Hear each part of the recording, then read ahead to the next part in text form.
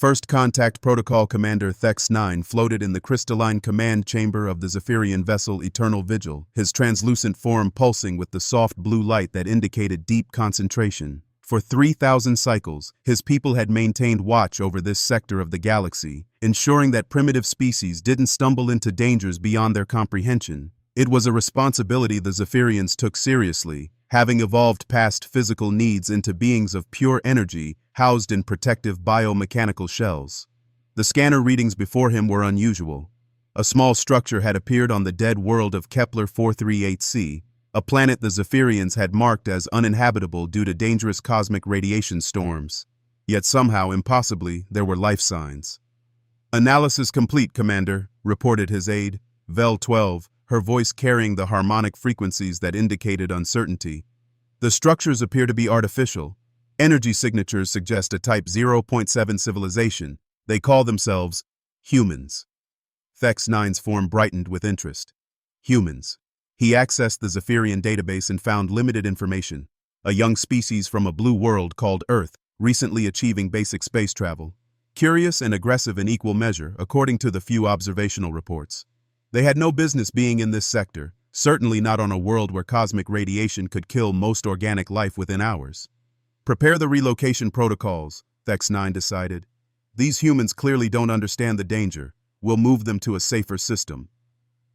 Captain Elena Vasquez checked the radiation readings for the third time that morning, her weathered hands moving efficiently over the control panel. The research station New Horizon wasn't much to look at, a collection of prefabricated modules connected by sealed walkways, but it represented humanity's first deep space research facility. More importantly, it was positioned perfectly to study the cosmic radiation phenomenon that could revolutionize space travel. "Morning briefing in 5 minutes," she announced over the comm system. Her team of 12 researchers and engineers had been working for 8 months to understand the unique properties of the radiation storms that swept through this system. Dr. Sarah Chen's preliminary reports suggested the radiation might actually be harnessed as a form of faster-than-light communication, possibly even propulsion. Elena had served 20 years in Earth's Space Navy before accepting this assignment.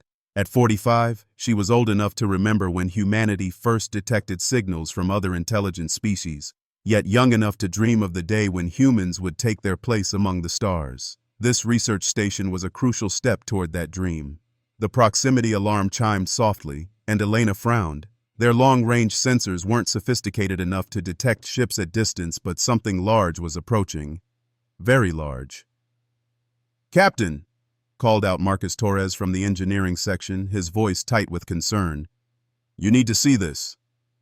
Elena floated quickly through the low-gravity corridors to the main observation deck, where her team had gathered. Through the reinforced windows, she could see them. 3 massive ships, each easily 10 times the size of their entire station. The vessels were beautiful in an alien way, constructed from what appeared to be living crystal that pulsed with internal light. "First contact," whispered Dr. Chen, her eyes wide with wonder and fear. The lead alien ship moved closer, and Elena felt her stomach tighten. In her naval career, she'd learned to read aggressive postures, and there was something about the formation that made her uncomfortable. These weren't the movements of explorers or diplomats. A voice filled the station, speaking perfect English with harmonics that seemed to resonate in their bones. "Primitive humans of the vessel New Horizon, you have entered a dangerous sector. For your protection, you will be relocated to safer space. Prepare for immediate evacuation." Elena keyed the communication system. "This is Captain Elena Vasquez of the research station New Horizon. We appreciate your concern, but we're here on a peaceful scientific mission. We're aware of the radiation dangers and have taken appropriate precautions." There was a pause, and when the voice returned, it carried what Elena could only interpret as condescension. "Your precautions are inadequate. Your species lacks the evolutionary adaptations necessary to survive in this environment. Evacuation is not optional." "I'm afraid it is," Elena replied, keeping her voice steady. "This is a legally established research station in unclaimed space. We have every right to be here." Another pause, longer this time. Elena could see more alien ships emerging from what looked like empty space, some kind of cloaking technology. Her team looked to her for guidance, and she saw fear mixed with determination in their faces. These were scientists and engineers, not soldiers, but they were human. "Marcus," she said quietly, Start emergency protocols. Sarah, get me everything we know about that radiation phenomenon. If these aliens want to play hardball, they're about to learn something about human stubbornness. Commander Thex-9 was genuinely puzzled. In 3,000 cycles of watching over primitive species, none had ever refused relocation. The concept was so alien to Zephyrian thinking that he had to run additional processing cycles to understand it. They're refusing to leave, Vel-12 reported unnecessarily. Yes, I gathered that, Thex-9 replied. Analysis of their response? They appear to believe they have some form of territorial claim to this space. Their emotional resonance suggests they're prepared to resist relocation by force if necessary. Thex-9's form darkened slightly. The Zephyrians had evolved beyond such primitive concepts as territorial aggression. Their purpose was protection and guidance, not conquest. But these humans seemed determined to misunderstand their benevolent intentions. Initiate containment field, he ordered. We'll disable their propulsion and life support systems, then extract them safely. The containment field was a masterpiece of Zephyrian technology, designed to neutralize the defensive capabilities of primitive spacecraft without causing harm to the occupants. It had never failed. 30 seconds later, Thex-9 was staring at readings that made no sense. Report, he demanded. The humans have adapted their shield systems, Vel-12 said, her harmonics carrying notes of confusion. They've modified their research equipment to create a resonance field that's interfering with our containment beam. Impossible. They're a Type 0.7 civilization. They lack the theoretical framework to even understand our technology. Nevertheless, Commander, their shields are holding. Elena watched the alien energy beam strike their improvised defenses and felt a surge of pride. Dr. Chen had worked miracles, repurposing their cosmic radiation research equipment into a shield system in less than 20 minutes. It wouldn't hold forever, but it was buying them time. Marcus, what's our status on the emergency beacon? She asked. Transmitted and confirmed, Torres replied. Earth Command will receive it in about 6 hours. Response time. Well, let's hope we don't need to wait that long. Captain, Dr. Chen called out. I'm reading some kind of scanning beam. They're trying to understand how our shields work. Elena nodded. That was what she'd expected.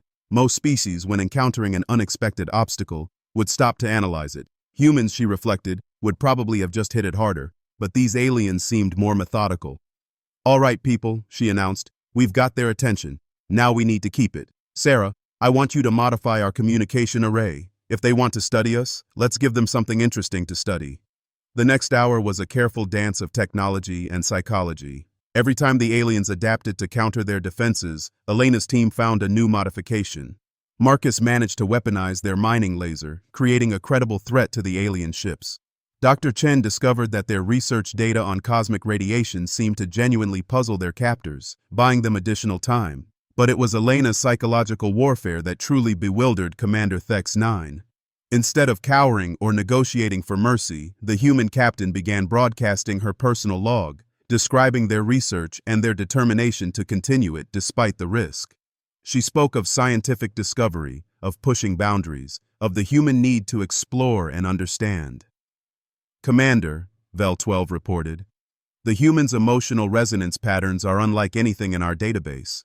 They appear to be experiencing fear, determination, curiosity, and what our analysis suggests is joy, all simultaneously. Thex-9 studied the readings. Joy? In the face of superior force and imminent capture? What manner of species found pleasure in hopeless resistance? As if in answer to his thoughts, Captain Vasquez's voice filled his command chamber. To whoever's listening out there, my name is Elena Vasquez, and I'm human. My species has a saying, we came, we saw, we adapted. Today, we're not just defending a research station. We're showing the galaxy that humanity doesn't back down from the unknown. We embrace it.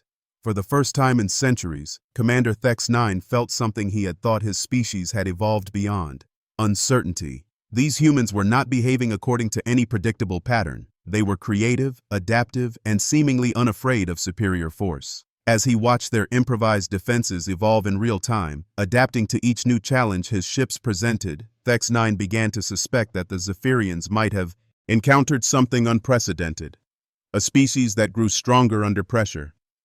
The thought was both fascinating and deeply troubling. The test of resolve. 3 hours into the standoff, Commander Thex-9 made a decision that would have been unthinkable at the beginning of the encounter. Instead of overwhelming the human station with superior firepower, he chose to study them. Vel-12, establish a sensor net around the station. I want to monitor everything, their communications, their adaptations, their behavioral patterns. These humans are unlike any species we've encountered. Commander, the Council expects a resolution within one planetary rotation. If we delay much longer, the Council will have to wait, Thex-9 interrupted, his form flickering with an intensity that made Vel-12's biomechanical shell shiver. We may be witnessing the emergence of something unprecedented in galactic history. Aboard the New Horizon, Captain Vasquez was facing her own difficult decisions. Their improvised defenses were holding, but barely. Dr. Chen's modifications to their equipment had pushed everything to the breaking point, and Marcus Torres was reporting system failures throughout the station. Captain, Dr. Chen announced, her voice carrying a note of excitement despite their desperate situation. I think I understand why they haven't just destroyed us. Look at these readings. Elena moved to Chen's workstation, where the scientist was displaying a complex analysis of the alien ship's energy patterns. They're not trying to break through our shields anymore, Chen explained. They're studying them. Every modification we make, every adaptation, they're recording it all. They're learning from us, Elena realized. But why? Because we're doing something they've never seen before, suggested Marcus, joining the conversation. Think about it. How many species fight back against obviously superior force? Most would either surrender immediately or be wiped out in the first exchange. Elena nodded slowly. In her naval career, she'd studied military history extensively. Most conflicts throughout human history followed predictable patterns, but the most successful military leaders were those who could adapt faster than their enemies. It seemed humanity's talent for adaptation was catching alien attention. All right, she decided. If they want to study us, let's give them a real show. Marcus, I want you to start working on offensive capabilities. Sarah, see if you can figure out how to turn our research data into a weapon. Captain? Dr. Chen looked confused. Our cosmic radiation research, Elena explained. If these beings are made of energy, what would happen if we could replicate and direct the kind of radiation storms that sweep through the system? Dr. Chen's eyes widened with understanding and fear. Captain, that's extremely dangerous. We barely understand the phenomenon ourselves.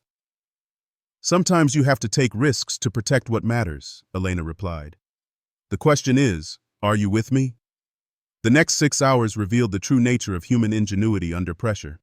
Working with equipment never designed for warfare, Elena's team began creating weapons that defied conventional physics. Marcus Torres, an engineer who specialized in mining equipment, discovered that their industrial fabricators could be modified to create projectiles that moved at significant fractions of light speed. Dr. Chen, meanwhile, began experimenting with ways to generate controlled bursts of the exotic radiation they'd been studying. But it was the psychological aspect of their resistance that truly fascinated Commander Thex-9.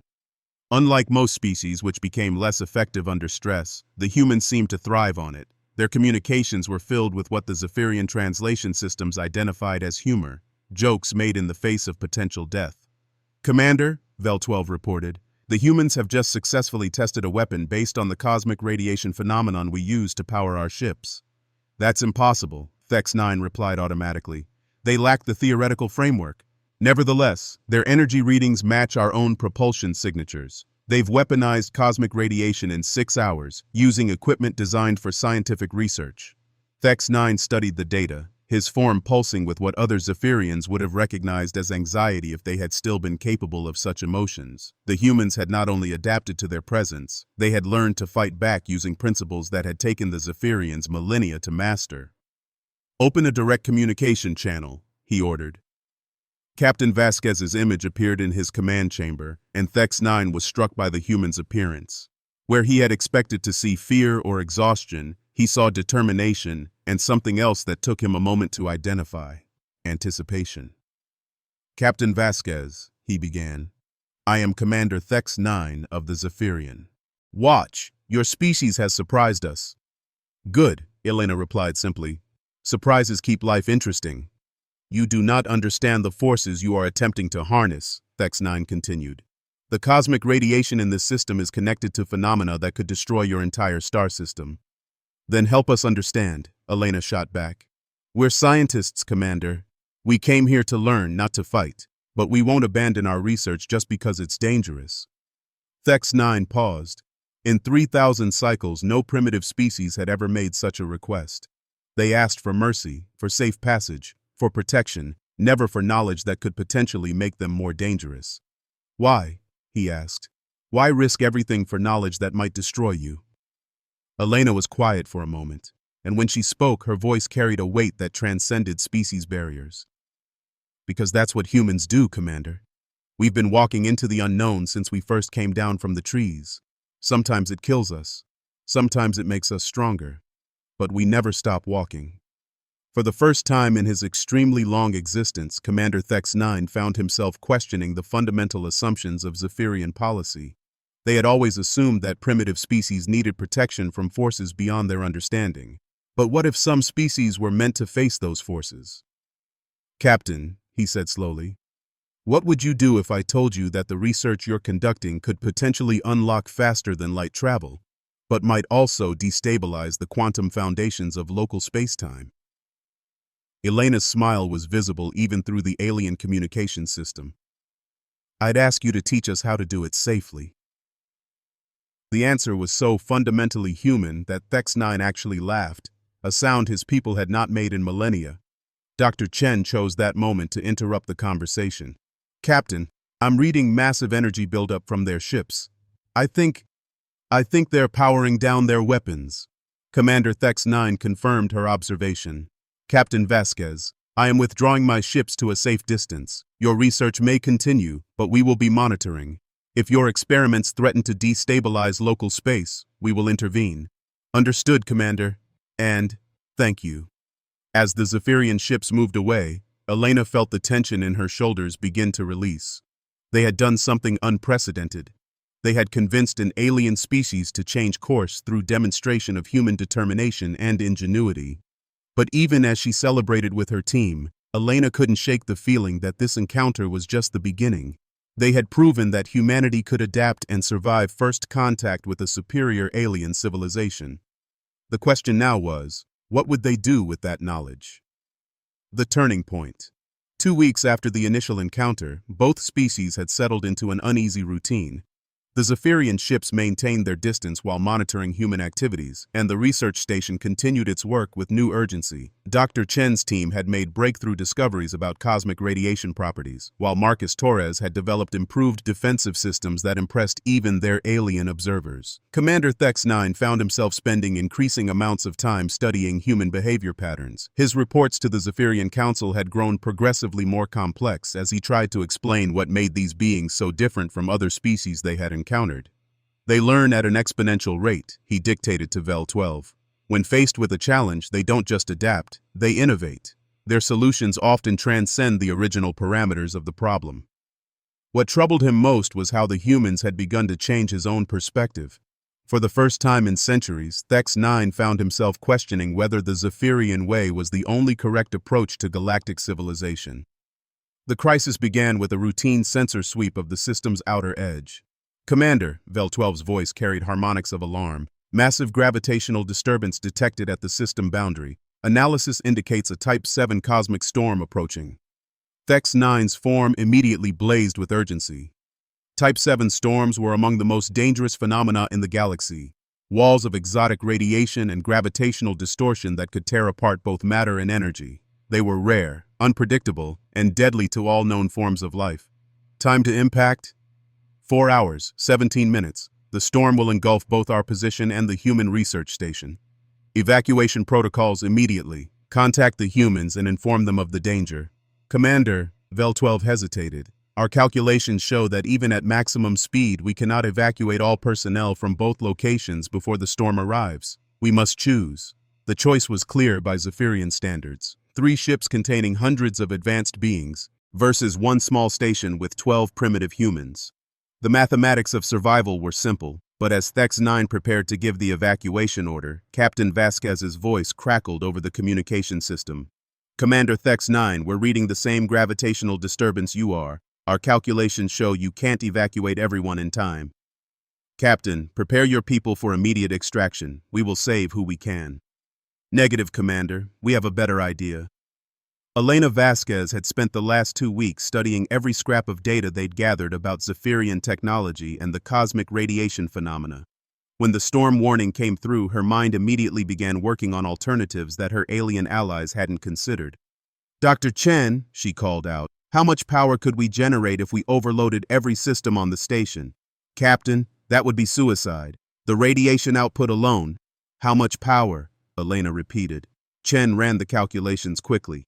Theoretically, enough to briefly match the output of a small star, but the containment systems would fail within minutes. What if we didn't try to contain it? Elena asked. What if we used it? Marcus Torres caught on first. You want to turn the station into a giant cosmic radiation projector, create an interference pattern that disrupts the storm. The theory is sound, Dr. Chen admitted reluctantly, but the execution would be incredibly dangerous. Someone would have to stay behind to manually control the process. Elena nodded. She had expected as much. How many people would we need to maintain minimum control? 3, maybe 4. But Captain, the radiation exposure would kill us, yes. Elena's voice was calm. But it might save everyone else. Commander Thex-9 listened to the human plan with growing amazement and horror. They were proposing to sacrifice themselves to create a protective field that might allow the Zephyrian ships to survive the storm. Captain, this is unnecessary, he transmitted. We can evacuate your essential personnel. And leave the others to die? That's not how humans work, Commander. Elena's voice carried absolute certainty. Besides, our calculations show a 60% chance of success. Those are better odds than anyone gets in an evacuation scenario. Captain, Thex-9 found himself saying, your species has already proven its worth. This sacrifice is not required. Elena laughed, and the sound carried genuine warmth despite their desperate situation. It's not about proving anything, Commander. It's about doing what's right. The next 3 hours were a testament to human engineering under impossible conditions. Working with data provided by the Zephyrians, Elena's team began converting their research station into something unprecedented, a weapon designed not to destroy but to protect. Dr. Chen and her scientific team worked to calculate the exact frequency patterns needed to disrupt the storm. Marcus Torres and his engineers pushed their equipment far beyond design specifications, creating makeshift systems to channel and direct massive amounts of energy. Captain Vasquez coordinated everything while making the hardest decision of her command career. I need volunteers to stay behind for manual control, she announced when the preparations were nearly complete. Every single member of her crew stepped forward. Typical humans, she muttered, but her eyes were bright with pride. All right, we'll draw lots, fair and random. No. Dr. Chen's voice was firm. Captain, I designed the system. I understand it better than anyone. It has to be me. Sarah. Elena. We both know this is the right choice. I can maximize our chances of success. Marcus Torres nodded agreement. I'll stay too. Someone needs to keep the power system stable. And I'll coordinate, Elena decided. That's 3. We can do this. Commander Thex-9 watched the preparations with something approaching awe. The humans had not only devised a plan that could save everyone, they were implementing it with a coordination and self-sacrifice that challenged everything he understood about intelligent behavior. Vel 12, he ordered. Prepare our ships to provide maximum power support to the human station. If they're going to attempt this, we'll give them every advantage possible. Commander, that will put our own ships at risk. Yes, Thex-9 replied, his form brightening with an emotion he hadn't felt in millennia. Hope. It will. The cosmic storm struck with the fury of a collapsing star. Waves of exotic radiation and gravitational distortion swept through the system, tearing apart asteroids and distorting space-time itself. At the center of the maelstrom, a small human research station began broadcasting a signal that defied every natural law. Dr. Chen's hands moved across control panels that were already beginning to melt from radiation exposure. Her calculations had been perfect. The interference pattern was holding, creating a bubble of relative safety in the heart of the storm. Marcus Torres fought to keep the power system stable as energy levels spiked beyond any safe parameters. Warning alarms screamed throughout the station, but he ignored them, focused entirely on maintaining the delicate balance that kept their improvised weapon functioning. Captain Elena Vasquez coordinated everything, her voice calm and professional even as her body began to suffer from lethal radiation exposure. She watched the Zephyrian ships riding safely in the lee of their protective field and felt satisfied that they had made the right choice. Commander Thex 9, she transmitted. Looks like the plan is working. Your ships should be clear in approximately 20 minutes. Captain, Thex 9's voice carried harmonics Elena had never heard before. We are monitoring your life signs. You must evacuate immediately. Negative, Commander. Someone has to maintain manual control until the storm passes. That's what we signed up for. Captain Vasquez, Thex 9 said formally, on behalf of the Zephyrian people, I want you to know that your actions today will be remembered for all time. You have shown us something we thought impossible, that courage and wisdom are not limited to advanced species. Elena smiled, though the effort was becoming difficult. Just remember that humans are capable of more than you might expect, Commander. We've got a lot to offer the galaxy. The storm passed 18 minutes later, leaving behind clear space and the wreckage of the research station. Emergency teams from the Zephyrian ships rushed to the rescue, but they knew they were too late. The radiation levels had been lethal for the final hour of the storm. They found Captain Vasquez at her post, still monitoring the systems that had saved hundreds of Zephyrian lives. Her final log entry was simple.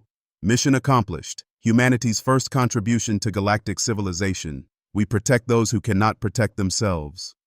Commander Thex 9 stood in the ruins of the human station and experienced something his species had forgotten.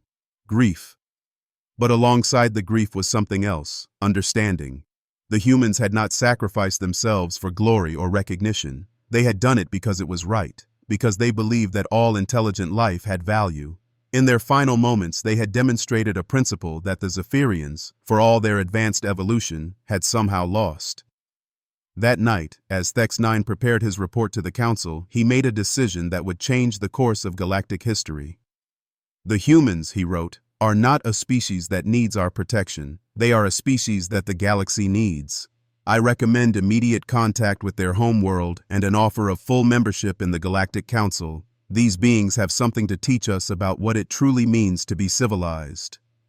6 months later, the first human ambassador arrived at the Zephyrian homeworld. The galaxy would never be the same.